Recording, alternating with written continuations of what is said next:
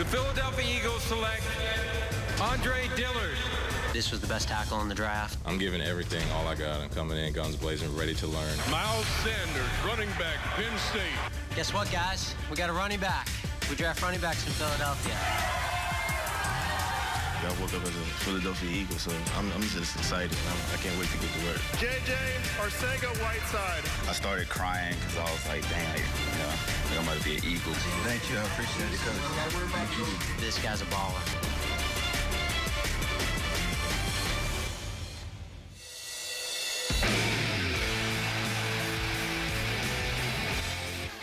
All right, today the Eagles introducing their 2 picks from this day. Penn State running back Miles Sanders taken in the 53rd pick in the 2nd round. And then 4 picks later, they grabbed big-bodied receiver from Stanford, wideout J.J. Arcega-Whiteside. Big weekend for the Birds, no doubt about it. And on that note, we welcome you into Draft Central presented by Nissan. The 2019 NFL Draft is now in the books, so let's have at it. I'm Derek Gunn along with Barrett Brooks and Ray Dinger. First, Ray, I'll ask you this. Did the front office put this team that much closer to getting its hands back on the Lombardi Trophy? Yes and no. The beginning of the draft, I say yes, they did a great job. They got guys that really can come in and perform right now. That's, the tackle we have could be a possibility that he might be able to start in relief if Jason Peters goes down. If you're not happy with Big V, he can come in and take the reins. But I'll say this, after that, Miles Sanders can come in, try to play special teams, probably get him out there and relieve, who's ever at running back on 3rd down situations. He's also a 1st or 2nd down. He's one of those backs that's dual purpose. He can do all of what they need as far as running the rock. Then after that, Arcega-Whiteside. JJ's a guy going to go with those 50-50 ball, but we already have a guy like that on this team. So Alshon Jeffrey is our 50-50 guy. So where does he fit in? Can he be a slot guy? Can he go out there and play a little Z position? I don't know. But after that, it gets a little dicey for me. It gets a little iffy for me. So we'll see. All right, Ray, let's take a look at the Eagles' overall draft haul on this day. Of course, Andre Dillard was taken on day 1. Then, as mentioned, Miles Sanders and J.J. Arcega-Whiteside in round 2. Today, they picked up Sanders' Penn State teammate and Philly native Sharif Miller, as well as quarterback Clayton Thorson. They acquired a 7th-round pick today, but they traded it for the Colts defensive lineman Hassan Ridgeway. Overall, Ray, are you impressed with this class? I think probably a little bit more than Barrett is. No, I think they did good because I think they did real good at the top. I think acquiring Dillard was a brilliant piece of work by the front office. Getting a guy who was my top tackle in the draft, to get him in the 20s was really good. And a guy who I think projects as your starting left tackle long term. And I really like the acquisition of Sanders. I mean, it's, Howie's kind of laughing about we do draft running backs here in Philadelphia. Well, you don't draft them all that often, okay? Right. But I think this time you drafted the right one, and they needed another back, and I think he comes in and he fills a need. And the rest of the guys, I think it's just a depth issue. But now I think at the top of the draft, I think they did real well. All right, we've just heard from Ray. We've also heard from Barrett. Now let's hear from Howie Roseman, who spoke to the media just a few moments ago about the 2019 draft class. A lot of things went on. Whenever you have an experience like this, there are a lot of things that you look at and maybe you wanted to do. There are a lot of things that maybe you didn't expect to happen that come through. So it's a fun weekend, but at the same time, we still know that we don't play a game till September, and so we're going to continue to try to improve the roster. Our work is not done. We still have other periods to try to acquire players, but we are very, very happy about what we did this weekend. So it's a great testament to all the people in this building. Now, of course, the guy who might have the most immediate impact is Miles Sanders. Barrett, what do you like about his game? Everything. I love everything about his game. He has less tread on his tires than any of the backs probably in the draft. But looking at him, he has the size, speed, and quickness that you want from a running back. Now, he might not be as fast as a Blazer, but he can pick him up and put him down. It's not easy to tackle. He runs through tackles, and he's shifty, a lot more shifty than people give him credit for. He has enough speed that he can go out and break big plays. He can catch out the backfield. He does all the little multi-purpose surface things that you want from a back. He's a 3-down back. You put him in on goal line, he's going to go get it. I love the fact that this kid just keeps on going and getting better, and he understands it wasn't, bad that he sat behind and didn't play when he played, but it really gave him an opportunity to look back, see how Saquon Barkley played the game, and he patterned his game a little bit after Saquon, and you can kind of tell in the way he runs the ball. I remember when I did my breakdown on him, I called him Shady-esque. Yes, I am saying he's more like Shady than I've seen in a long time. He's a really good back, and I really see him coming in and being a pretty good back, from this point on. All right, Ray, for a guy who could be eventually an upper echelon running back of the National Football League, doesn't have a lot of wear and tear in his body. No, and I think that's one of the things that I really like about the fact that, he had to sit behind Barkley, so he really only got 1 year of heavy-duty work. Now, look at some of the other backs that came out and were drafted this year. Look at the number of carries that these guys have. I mean, 900 carries, 700 carries, 700 carries, 600 carries. That's a lot of wear and tear. Listen, the human body can only take so much, okay?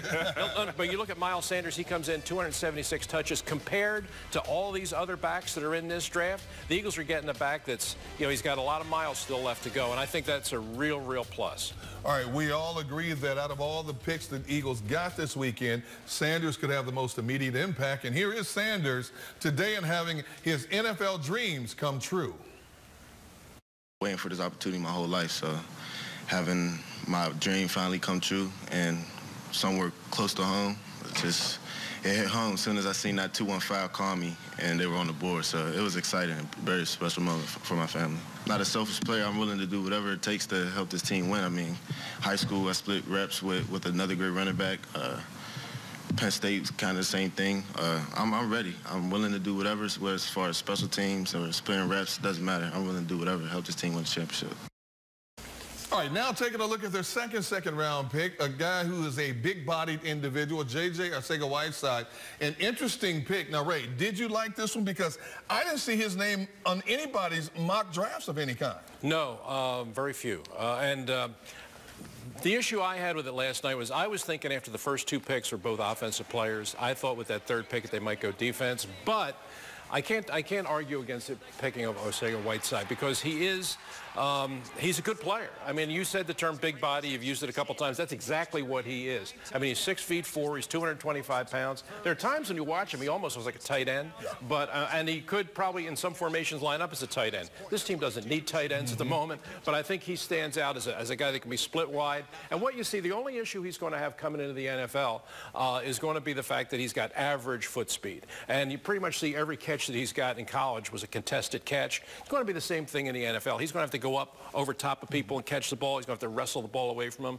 But he's big and strong. He's almost impossible to press cover. He fights off press coverage at the line of scrimmage. And if a ball's up for grabs in the red zone, in the end zone, he'll go up and take it away because he's going to be bigger than anybody that's trying to defend him. All right, Barrett, is J.J. going to be an instant contributor? I think that he is because he has a side. And he's, even though he doesn't run a 40 speed fast, but he does play on the field fast, faster than what people give him credit for. He can go out there and definitely dictate where he wants to be at on the field. He can occupy space, and that's what you want from a big receiver that's going to body you up, almost like he's a guy that's a tight end, big center in basketball. He's going to go up and get the ball, and that's what you want. I like the fact that he's going to go out there and really Debo D-backs. That's what you want. You're going to go out there, rip past him, push him out the way, go get the ball. This is my ball. And if he has that attitude going into this season, he will contribute early. All right, well, earlier today, J.J. had a chance to chat with one of the few guys in the media who can actually look down on him, our own John Clark. All right, J.J., first of all, congratulations. And I've read up on you that you say you're better than 50-50 jump balls, or not necessarily how high you jump, but it's positioning. Yeah. So what do you mean? Like you're actually like just trying to get in front of somebody? Like what are you saying? Yeah, so first I want to say thank you for having me here. Thank you, Philly, for allowing me to come. But yeah, no, it's all positioning because it's all, you got to put your arm down so the guy can't get his arm up. You got to basically put your butt on his hip and scoot him back and then go up and get it. It's all effort, really. Whoever wants the ball more is going to get it, but little tools and techniques like that help. So your journey, when you actually see this Eagles uniform and you see your name on the back of that, has it sunk in? Oh, yeah, no, it's definitely when I've gotten some text messages from the players already welcoming me here and excited to meet me and, take me under their wing. Like, I'm still living the dream right now, but, at the end of the day, I got to go play some football.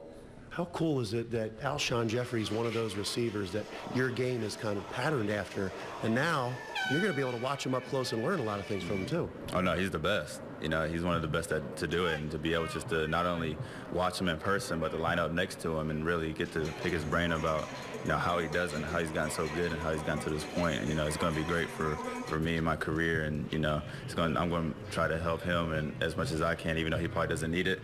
But the better that I can get, the better I can make the team, and the closer we can get to getting all those wins and get to the Super Bowl. And how about Carson Wentz? What have you seen of him, and how do you think you're going to be able to connect with him? Oh no, he's already texted me. He's excited. I can't wait to get on the field with him, catch some balls, and get in the playbook. But he's one of the best too. And that's why the Eagles are so good. They have great weapons on offense, great defenders, and I'm just excited to be a part of them and learn from them. Congratulations. Thank you guys for having me. Let's go, Philly.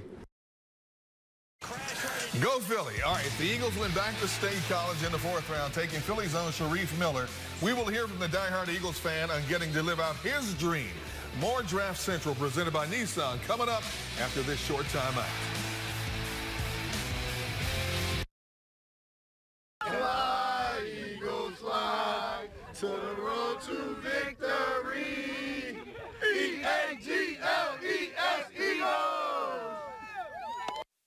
What a scene in Northeast Philly, the home of one of the newest birds, Sharif Miller, defensive end from Penn State, a lifelong Eagles fan, realizing his dream.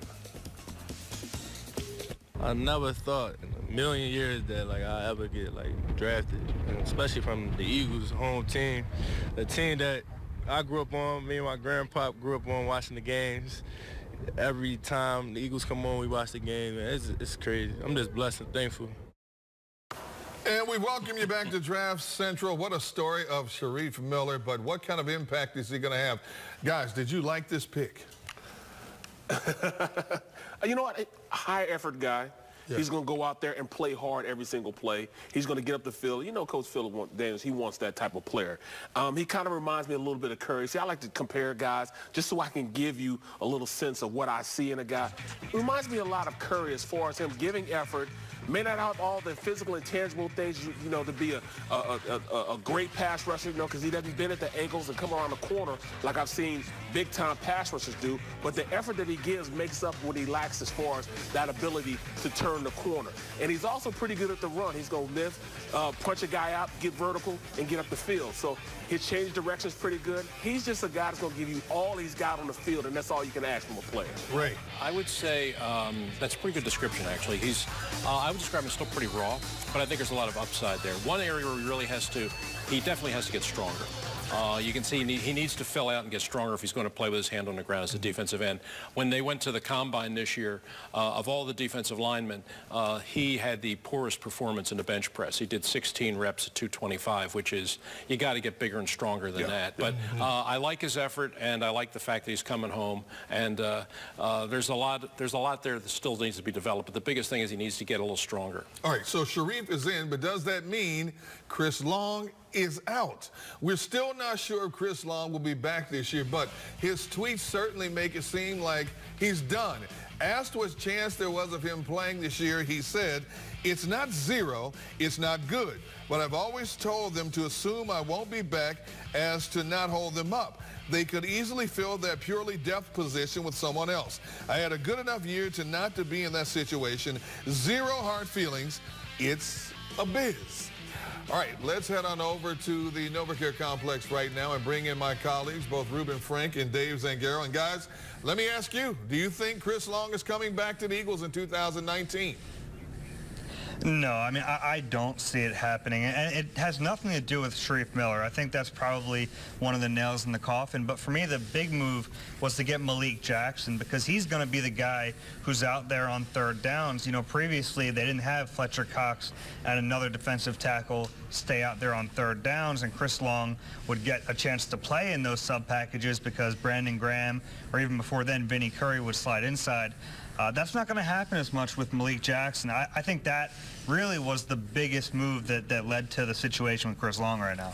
Yeah, you look at what they've done on the defensive line. They've added so many pieces. They re-signed Brandon Graham. They brought in Vinny Curry. They drafted a kid. They signed Malik Jackson. They traded for a guy tonight, a defensive lineman. But I think it really has more to do with Chris than anything the Eagles have done. I think when your heart's not in it, no matter how many defensive linemen the team adds, I think you know it. And I think he's gotten to that point. He has so many interests outside football. He was in Washington this past week meeting with congressional leaders about putting in water filtration systems in sub-Saharan Africa. I mean, that's his passion.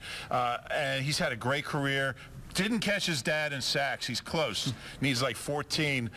Played really well last year, but I think in his mind he's moved on. And once you've moved on mentally, I think you know the answer to that question. All right, the Eagles invested their first 3 picks on offense. They have surrounded Carson Wentz with weapons galore. How good do you think this offense can be in 2019? I'll start with you, Rube. Yeah, it's kind of scary when you think about Ertz at tight end, Goddard.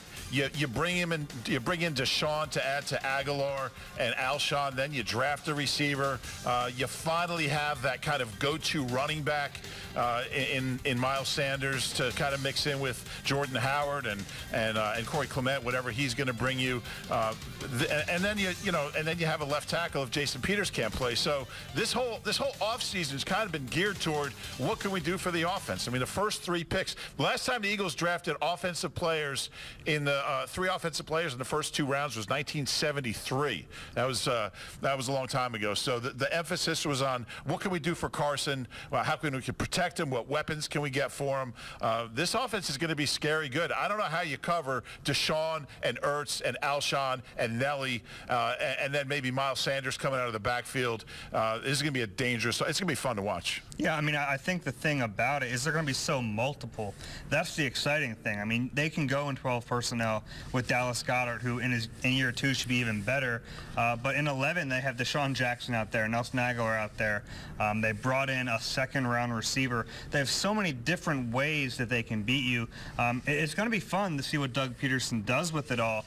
It's a lot of pressure, honestly, on the head coach and the play caller to figure out how to make it all work. But it's a good problem for him to have. I think he's going to have a lot of fun calling plays this year. And finally, gentlemen, give me your one biggest takeaway from the draft. Well, for me, the biggest takeaway is it's all about Carson Wentz. We saw them go offense for the first 3 picks since, what, 73? Jerry Sizemore draft Charlie Young. Yeah, you covered that one. I think that's the biggest takeaway from this draft is that really, I mean, it's all about Carson Wentz. Eventually, they're going to pay this guy a ton of money. So the first pick in Andre Dillard, that's to protect your investment. And then the next 2 are ways for Carson Wentz to maximize his potential and his talent. To me, everything this organization has done this entire offseason, not just the draft, has been solely focused on getting the most out of Carson Wentz, and I think that's what we saw here. And keeping them healthy.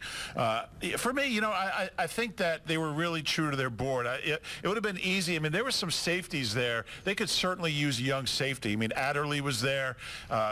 You know, Chauncey Gardner-Johnson. There were some good safeties there. They didn't take a safety. They didn't take a linebacker. I just asked Howie about it a few minutes ago. I said, you know, were you tempted to? And he said, yeah, we were tempted. There were some guys we really liked there, but we stayed true to our board and went with guys that weren't necessarily at positions of the same need as linebacker and safety, but we just were true to our board. And I think that's important to do because you're drafting for the long term. They don't have young talent at safety. I mean, Trey Sullivan did some nice things late in the season. We don't know how good a player Trey Sullivan's going to be. And they don't really have any young talent at linebacker. You know, Nate Gary is kind of a special teamer who could take another step, but we don't know that. And they got some veteran special teams type guys.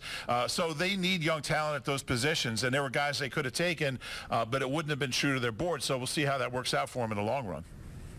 Dave Zangaro and Ruben Frank, thank you guys for your insight as always. Eagles went quarterback in the 5th round, so what does the panel think of the selection of Northwestern's Clayton Thorson? We'll discuss and grade the draft in just a moment. With the 167th pick of the 2019 NFL Draft, The Philadelphia Eagles select Clayton Thorson, quarterback, Northwestern. Fly, Eagles, fly.